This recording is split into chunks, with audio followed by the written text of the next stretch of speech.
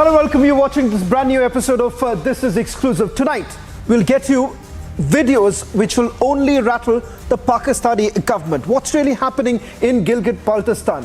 Fifth day of the protest. But tonight, we'll get you testimonies which has only spooked the Pakistani government. But let's take a look at the headlines we're tracking at this hour.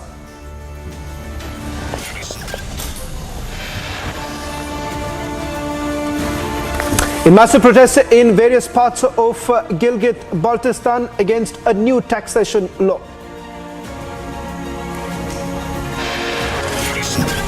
लड़की की जो body थी वो उस गाड़ी में कहीं stuck की है और वो कई किलोमीटर तक लगभग 10-12 किलोमीटर तक उन्होंने ड्रैग किया है. Twist in Delhi hit and run case. Police changes version. Now claims the Delhi victim was dragged for 13 kilometers.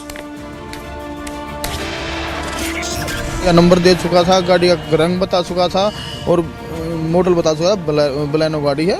सब कुछ होने के बावजूद भी 3 पीसीआर मेरे सामने से गुजर गई और उसको बस उनके हाथ में. Big lapses by the police now comes to the fore. Delhi hit and run. Eyewitness reveals police did not take his call seriously. आप मिलने चाहिए और जैसे मेरे बच्ची के साथ मारपीट करी है ऐसी उन लड़कों के साथ भी हो. Victim's mother refutes hit and run theory by police, alleges rape and murder and cover up by the police. 6 massacred in Rajouri, including 4-year-old and 5-year-old child.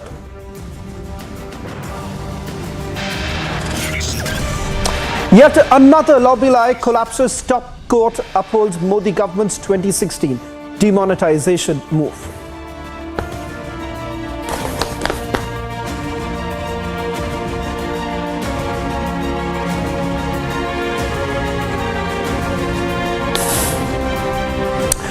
Ladies and gentlemen, the top story that we are getting you tonight on This is Exclusive. This is about what's really happening in Gilgit-Baltistan, a story that no other channel will show you.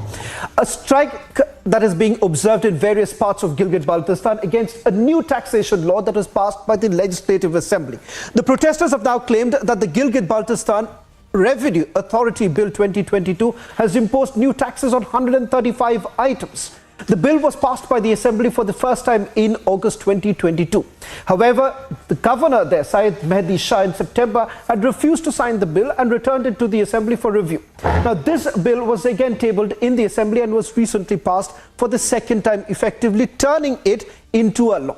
Now, what has essentially happened is that there have been massive protests that have been taking place in Hunza Nagar, Kizyar, Daimar and several other areas. Take a look at this report, and then tonight we'll get you some testimonies of those who are part of the protest and what is it that they have to say about the Pakistani government in Gilgit-Baltistan.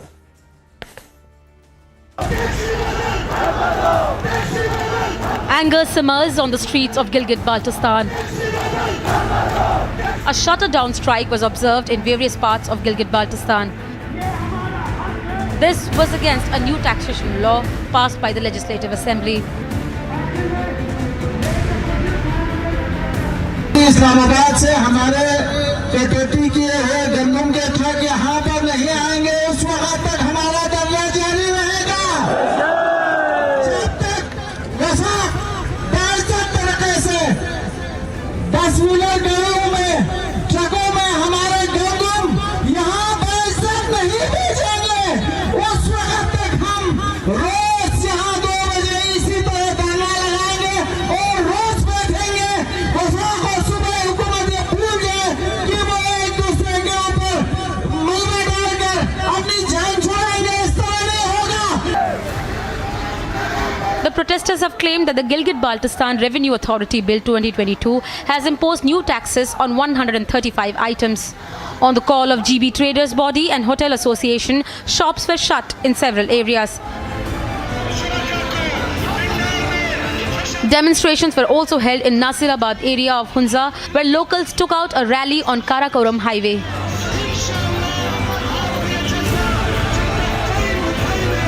The protesters were holding placards and chanted slogans against the new taxes.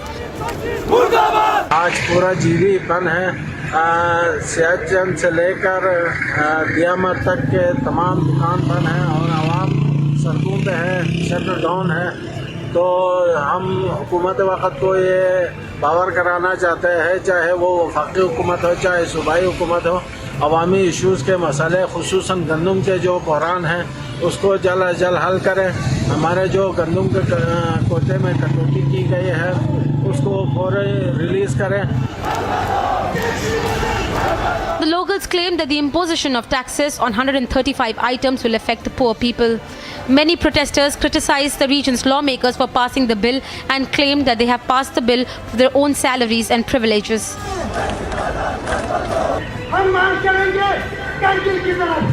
The protesters have given an open threat to Pakistan, warning to march towards Kargil and Ladakh.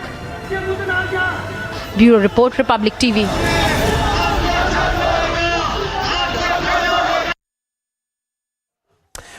Well, in fact, we'll try and explain what's really happening in Gilgit-Baltistan. It all starts with this particular Finance Act, the Gilgit-Baltistan Finance Act of 2022. 135 such items have been imposed. There have been taxes that have been imposed on them, and that's the reason why the traders, they're essentially saying that, look here, on the other side there are subsidies that are being given, and here you're trying to impose taxes, and that too on what basis? In fact, we're going to put out some testimonies where you're going to get a clear understanding of the fact that people there, POK residents, are essentially saying that give us the constitutional right and only then perhaps can you impose any taxes. Now, these are the latest images of the protests that are taking place. Look at the number of people who are participating in it. Now, this has only rattled the Pakistani administration because, remember, they haven't been able to quell the protests that are taking place. In fact, the protest took place this afternoon also. These are the latest images now that are coming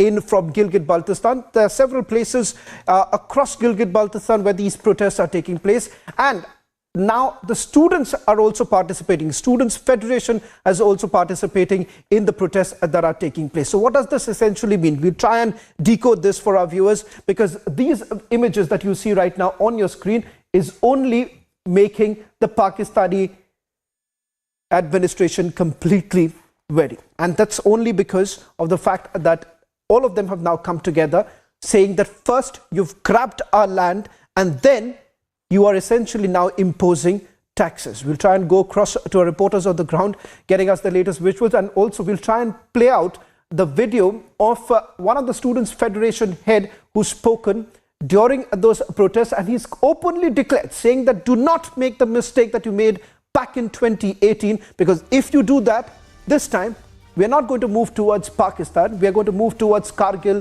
and Ladakh. We'll try and play that out in a short while from now, but let me get a quick response first from Gursimran, who's also tracking the story along with me to try and understand. That's where you're on your screens right now. Visuals of that Student Federation leader. We'll play out that video in a short while from now.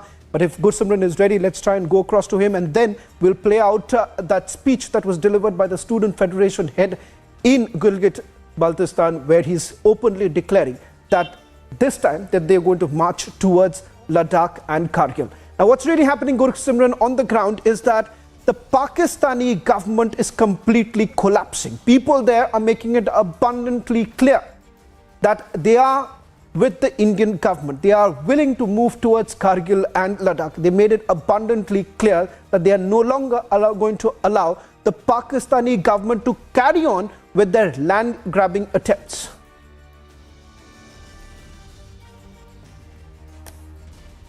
People of Gilgit-Baltistan have made it amply clear that only be focusing on their rights, and they won't be moving to Baltistan or towards the Islamabad this time, or to Lahore, but this time they will be moving to Ladakh, and that this time. We'll try and reconnect with Gursimran in a short while from now. There seems to be some problem with his audio line, but let's take a look at some of the videos that have been accessed. Republic, in fact, has accessed exclusive visuals of the protest that is only intensifying in Gilgit-Baltistan. In one of the videos that we have accessed, protesters can be heard threatening the Pakistani government that they will move to Kargil and Ladakh. And let's put this into perspective. Who this person is happens to be the leader of the Student Federation, who's making it very, very clear that they are not going to allow Pakistan to carry on with their land grab attempts. Let's listen in to what Student Federation leader had to say during the protests.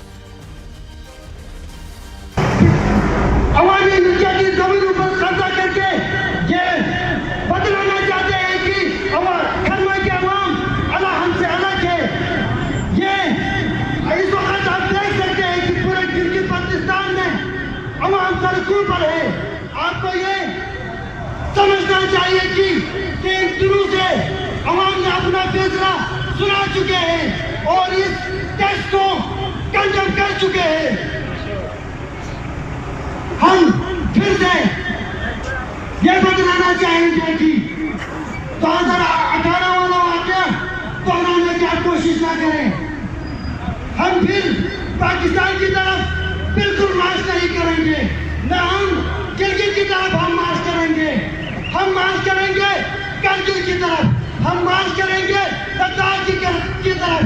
फिर आपको पता चलेंगे कि मुतनाज़ा territory की हैसियत क्या है, मुतनाज़ा खत्ते की अहमियत क्या है। ये कंज्यूम सब्सिडी आप खैरात में नहीं दे रहे हैं। हमारे बॉर्डर के उस पार में जो हमारे रिश्तेदार हैं वो हमें ताना देते हैं, वो हमें हर रोज ताना देते हैं, कहते हैं कि उनको 27 बेसिक कम्युनिटीज पर उनको सब्सिडी हासिल है। लेकिन एक चीज कंज्यूम पे आप सब्सिडी दे रहे हैं, वो भी बार बार हमें ये बतला रहे हैं कि आप बेकारी है। हम बेकारी नहीं है, ये हमारा हक है, ये हम आपसे छीन के लेंगे।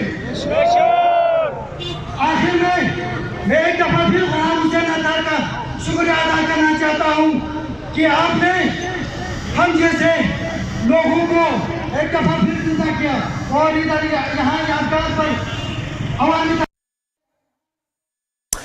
Not just one, but in fact, there are 2 more testimonies. Republic gets you back-to-back exclusive footages from Gilgit protest, where in another video, a protester can be seen slamming the government and fighting for their constitutional rights.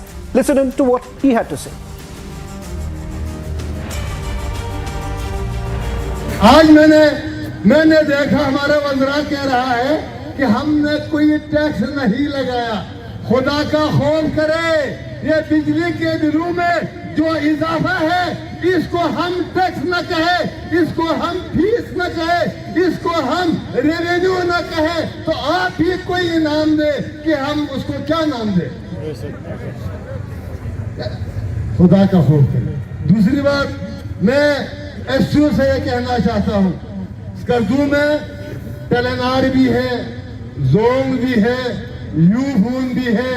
अगर हम SU के खिलाफ बात करें तो गद्दारी में शामिल है, तो जोंग के खिलाफ बात करें तब भी हम गद्दार हैं, यूफून के खिलाफ बात करें क्या तब भी हम गद्दार हैं, और क्या टेलेनार के खिलाफ बात करें क्या हम फिर गद्दार हैं।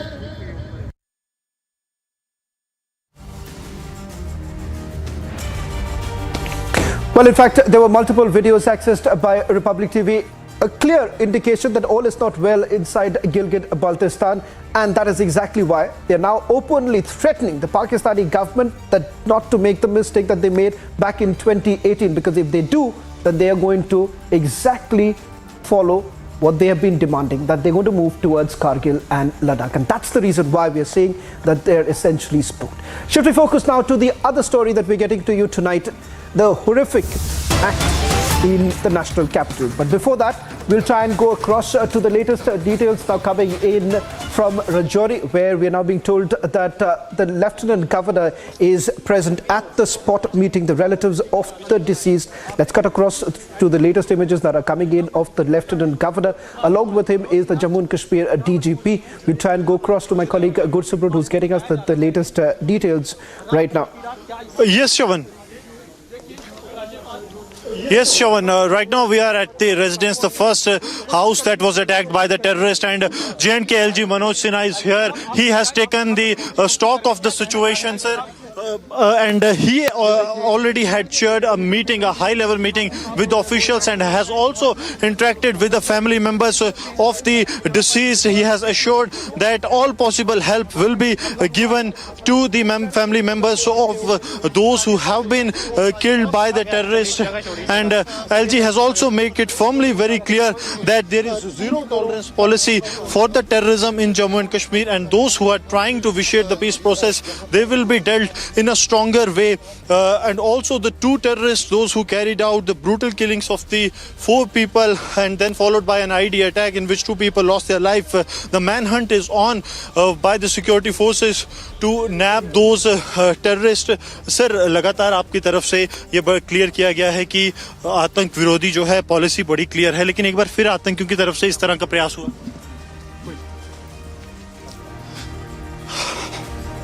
So, J&K LG Manoj Sinha here, he has visited the spot where the attack has happened.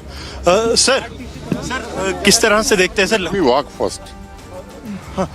Sir, लेकिन अब सर माइनॉरिटी कम्युनिटी आपको एक्सपेक्ट कर रही थी, आप आए भी हैं, तो सर क्या एश्योरेंस देना चाहेंगे, क्योंकि काफ़ी ऐसे पॉकेट्स हैं जहाँ पे जम्मू में ही टेररिज्म को रिवाइव करने की कोशिश जो है वो टेरर ग्रुप्स की तरफ से की जा रही है. सर, जिस तरह से मतलब माइनॉरिटीज़ को टारगेट किया गया पहले वैली में, उसी तरह का माहौल यहाँ पे बनाने की कोशिश जो है वो टेरर ग्रुप्स कर रहे हैं.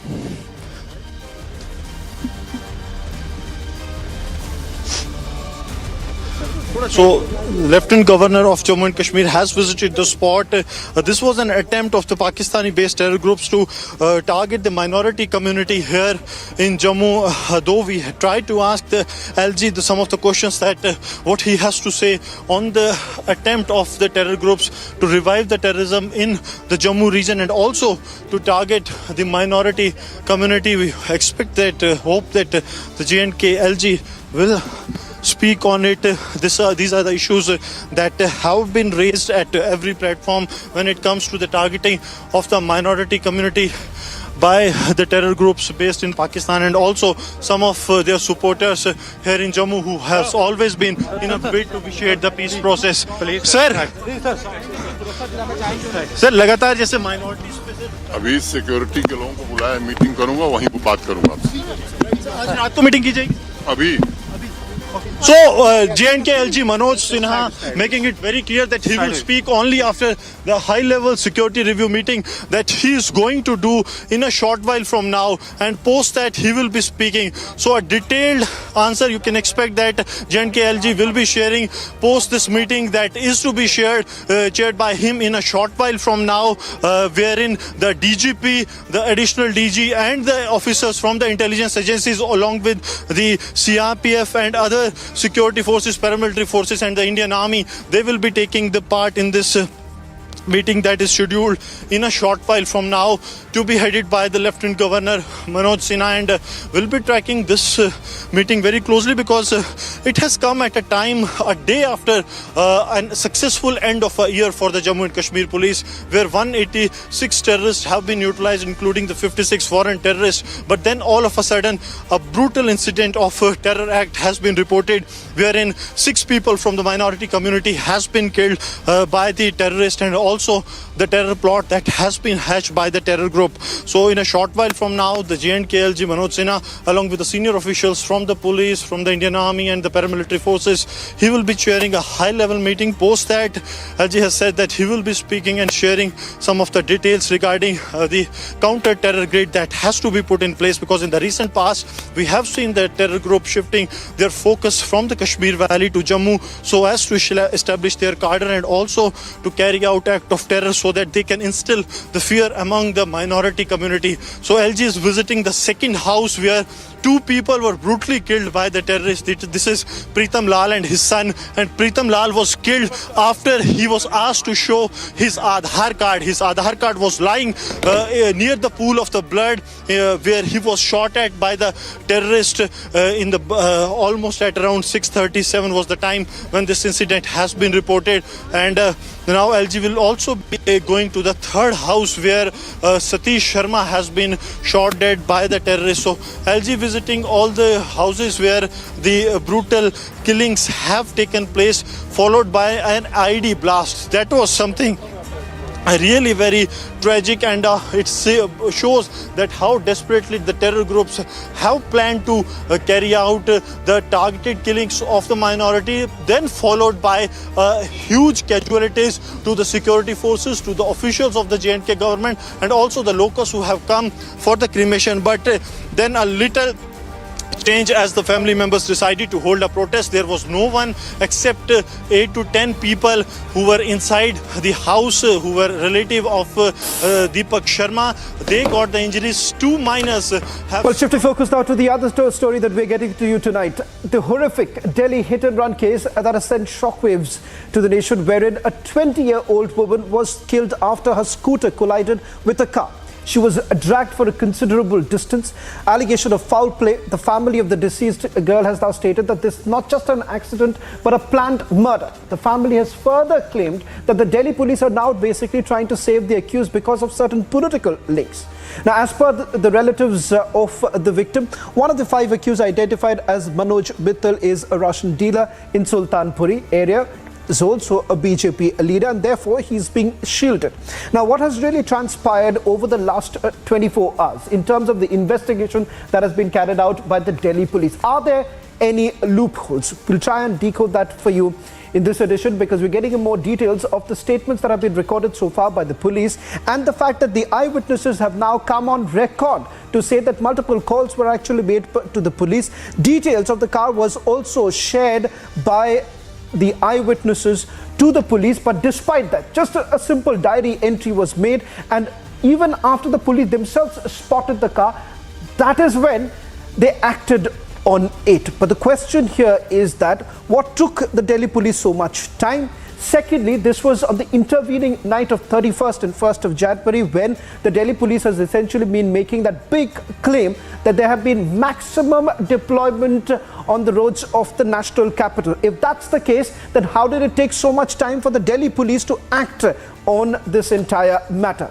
We'll try and go across to my colleague Anuj, who's joining us from the very spot, the crime spot. Anuj has also spoken to some of the eyewitnesses. Anuj, it becomes abundantly clear that there was a good amount of time that the Delhi police had from the first call that was made around 3:24 in the morning, and there 27 minutes later there was another call that had gone to the Delhi police, but despite that they did not act on it immediately. Well, Shaman, that's the biggest question at this point in time, that why did the Delhi police did not act on the time when there was 2 calls which was made in. We have spoken to the eyewitness, we have spoken to the man who dialed to the police after seeing what is happening on the road. He just saw the same from his own eyes and called the police that he can see a lady being dragged under the car, a woman being dragged under the car, and it is being drive at they were taking the U-turn.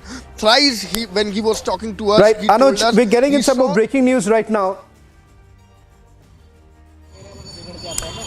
In fact, Anuj, I'll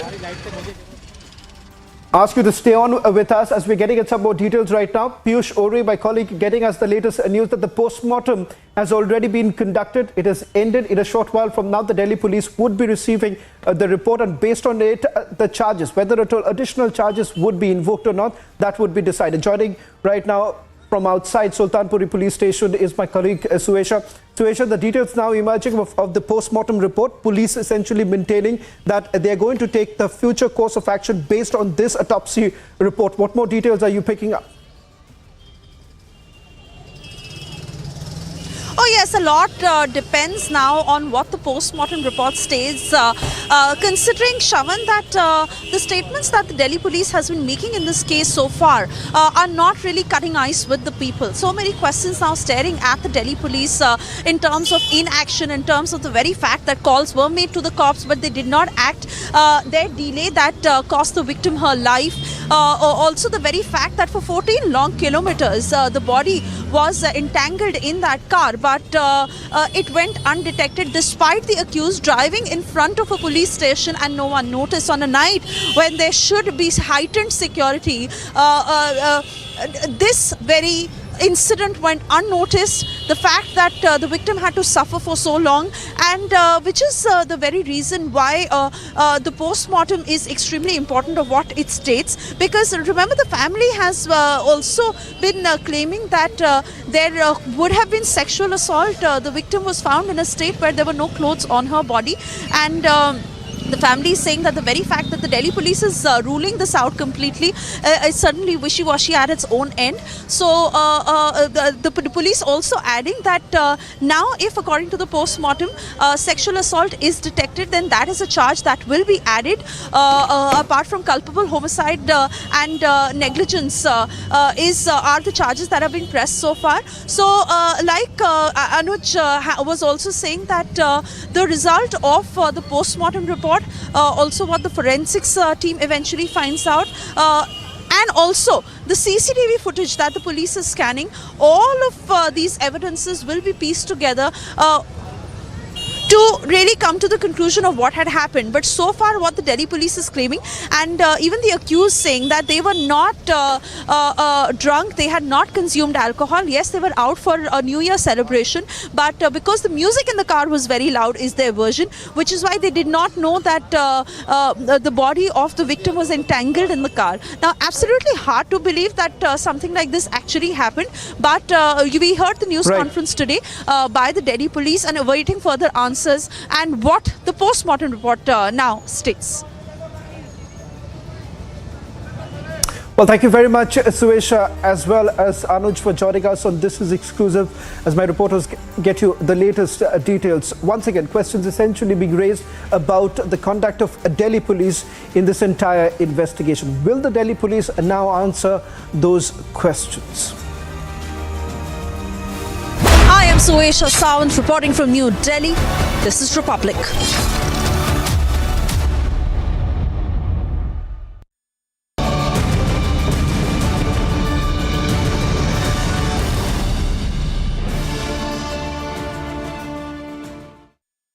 $11,000 placements last year. At Amity, we are committed to nurturing passionate, hardworking and proactive professionals. Jain समाज की तरफ से यह प्रदर्शन किया जा रहा है। समेश शिखर जी, जो जैन समाज का एक तीर्थ स्थल माना जाता है, उसको जब